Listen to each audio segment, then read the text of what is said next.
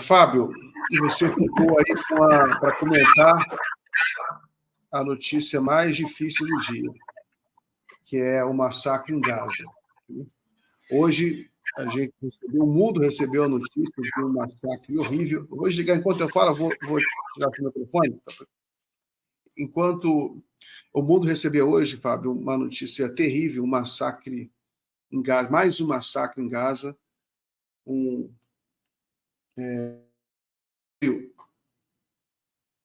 comboio humanitário entregando comida no norte de Gaza.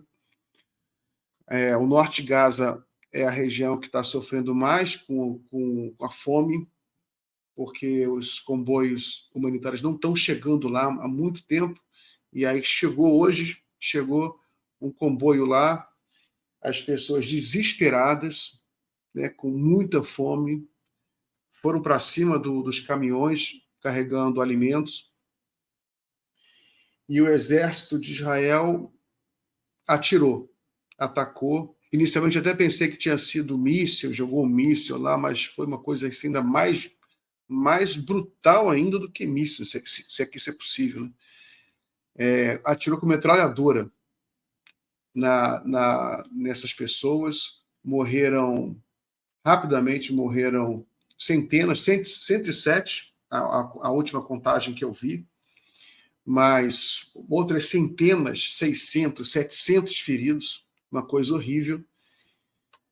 Aqui a mídia brasileira inicialmente começou a noticiar, Hamas denuncia Israel por atacar famintos em Gaza, mas rapidamente todo mundo ficou assim em choque, mas peraí, aí o pessoal foi ver a mídia internacional toda, inclusive os jornais de direita, sites de direita, não, Israel atacou os palestinos do norte de Gaza, com metralhadora, morreu muita gente, o próprio Ministério da Defesa admitiu, né, ele inventando, que ele se sentiu ameaçado, um montão de faminto desarmado ameaçou os soldados israelenses. Esse seria o pretexto para essa carnificina. Né? Aí eu queria saber como você avalia isso, porque a gente sabe que está no centro do debate político brasileiro. Você viu que teve uma manifestação bolsonarista agora no 25 de fevereiro, na Avenida Paulista, e parecia mais uma manifestação de Israel do que do Brasil, que tinha mais bandeira de Israel do que do Brasil. O próprio Bolsonaro chegou enrolado numa bandeira de Israel, depois ele tirou, mas chegou com uma bandeira de Israel, abanando. O Magno Malta fez um discurso enrolado numa bandeira de Israel. Muitas pessoas, né, tinha uma bandeira gigante de Israel no meio da Avenida Paulista, maior do que a do Brasil. E o Lula, ele está endurecendo o discurso contra o genocídio. Ele fez aquele discurso lá na Etiópia, em que ele comparou o que está acontecendo em Gaza, ao que Hitler fazia contra os judeus. Aí o mundo caiu em cima do Lula, o Lula não pode falar isso. Aqui a mídia caiu em cima. Você vê que até a mídia internacional, eu estava lendo no Economist hoje, não, os gafes do Lula, né?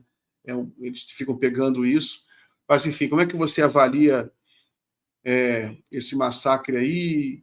E como é que você está pensando sobre como está impactando na opinião pública brasileira? Miguel, eu estava lendo a respeito, né, até antes de saber que a gente ia conversar sobre isso também, e aí o que me chamou a atenção é que o governo de Israel, né, estava alegando isso, que foi lá uma confusão, né, tentaram saquear os caminhões e que uma parte tentou ameaçar soldados israelenses que atiraram para cima, mas uma parte insistiu, eles se sentiram ameaçados e atiraram.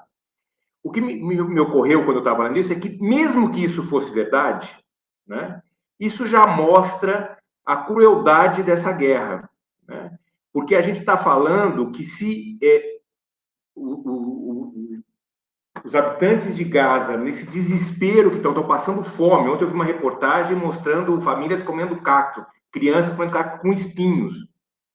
o desespero dessas famílias, né? Isso tem um culpado, né? O governo de Israel está induzindo essa situação desesperadora em Gaza. E aí você, quer dizer, mesmo a desculpa que eles apresentam não tira a culpa de Israel, né? Mesmo que fosse verdade essa versão, não tira a culpa de Israel.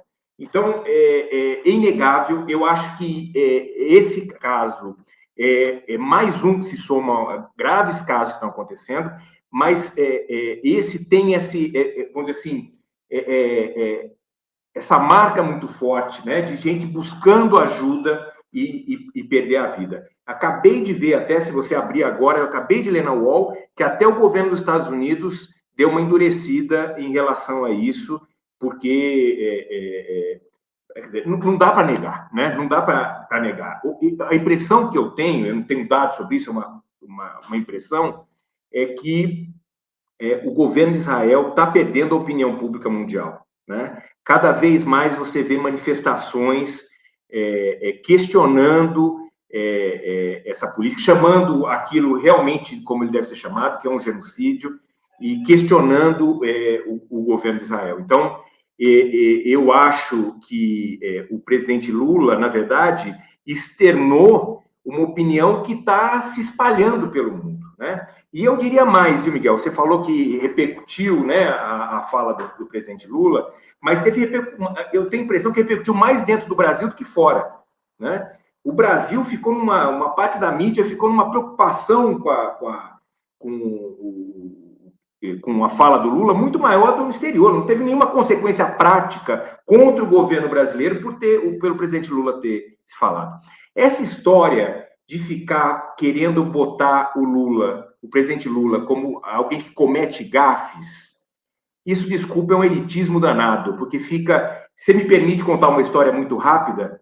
Como você sabe, no primeiro mandato do presidente Lula, eu trabalhei com ele na Secretaria de Imprensa, e eu viajava com ele pelo mundo. E a gente foi fazer uma viagem aos países árabes, e num dos países ele brindou, puxou um brinde com suco de laranja, porque naquele jantar do país muçulmano não tinha álcool, mas ele quis brindar lá a união dos povos, etc.